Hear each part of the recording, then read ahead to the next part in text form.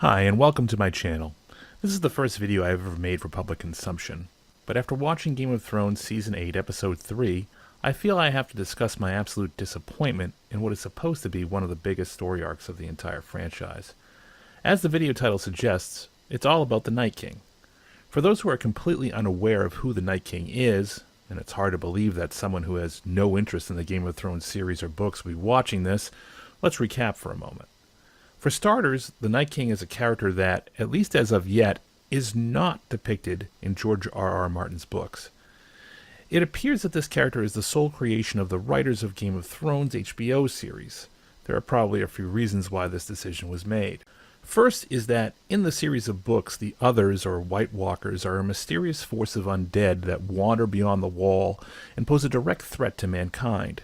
Throughout the books, they are mentioned, but rarely seen. And as of this video, they represent a storm on the horizon that only a few people even believe are real. This works fine in the novels, since as the reader we are omnipotent, and see all things happening as they unfold throughout the entire world. We can make connections that the characters themselves cannot, because we have information that they do not know about.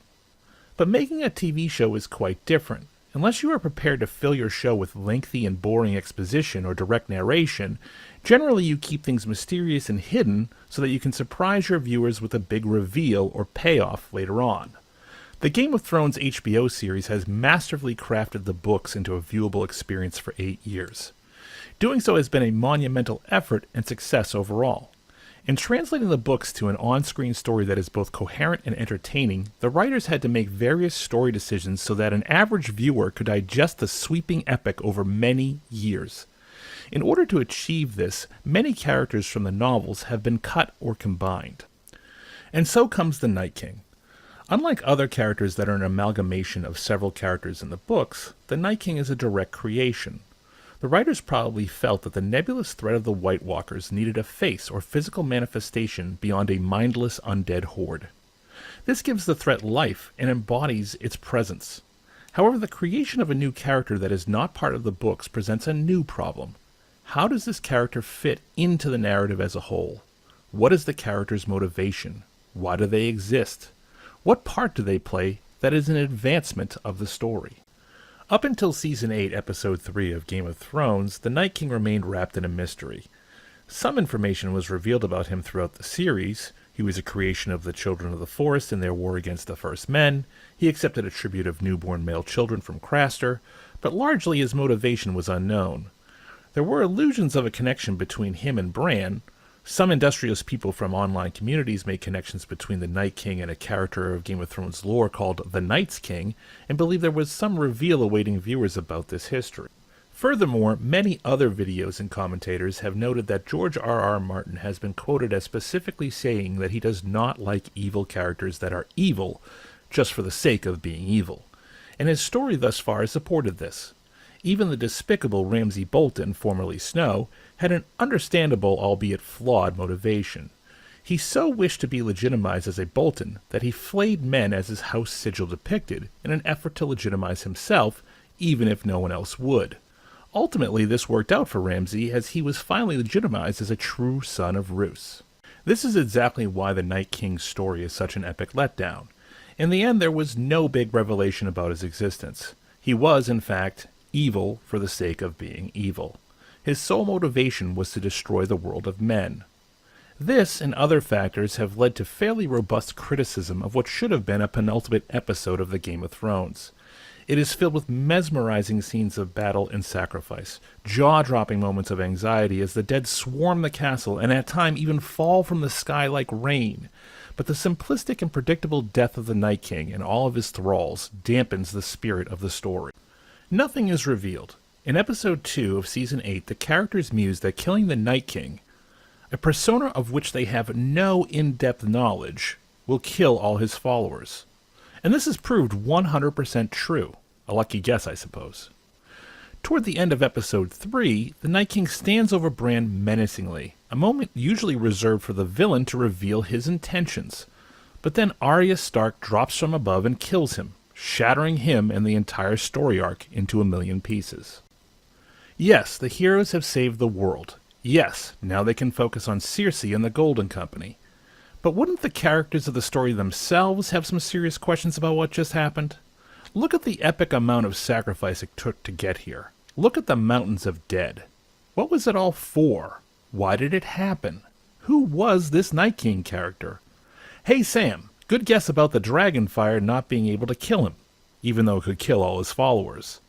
And conversely, good thing that Valyrian steel could kill him, just like it could kill all his followers.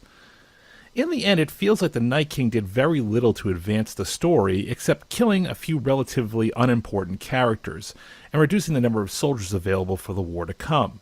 Although it's entirely possible he has not even accomplished that. As we have seen in previous seasons, massive battles have been fought with immense loss of life, only to have the armies rebuilt in short order to march forward into the next meat grinder. For example, Stannis leads his men in an assault on King's Landing, where they are eviscerated in the Battle of the Blackwater. But after a few months, he has built a new army and sails to the Wall to help Jon Snow in his battle with the Wildlings. Jon leads an army of men in the Battle of the Bastards against the newly minted Ramsay Bolton, and his men are surrounded and slaughtered to such a degree that the bodies are piled 15 deep.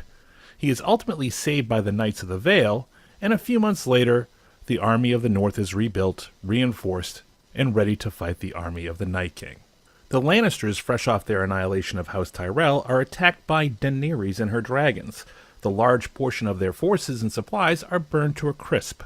Several months later, Cersei has rebuilt and reinforced her position with the Golden Company. There seems to be no shortage of men available for the endless slaughter.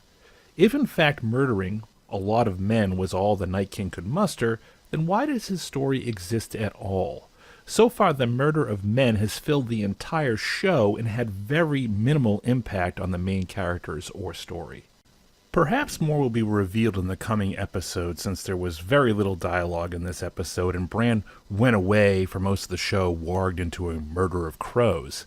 But I find it doubtful that anything revealed will have much meaning at this point. The threat is gone, learning its purpose now seems a day late and a dollar short. If anything of great import needed to be revealed, it should have been done when the stakes were at their highest. This would have led to a more fulfilling story arc for the Night King, and a better understanding by both the characters and viewers of exactly what was going on and why everyone was there. HBO has indicated that there is a prequel in the works called The Long Night, which will likely delve deeper into the existence of the Night King and fill in the necessary backstory that was thus far omitted. But I still contend this information would have been better served by being delivered at least in part prior to Season 8, Episode 3. Instead, viewers, if they still care, and they probably do since the Game of Thrones has such a huge following, will have to wait several years for the prequel to be released. And that's if it ever does get released, since show productions are cancelled all the time. All in all, I don't feel the rather shoddy story of the Night King harms the overall arc of Game of Thrones, but it does represent a low point in the otherwise rich storytelling the show has embodied. Thanks for watching.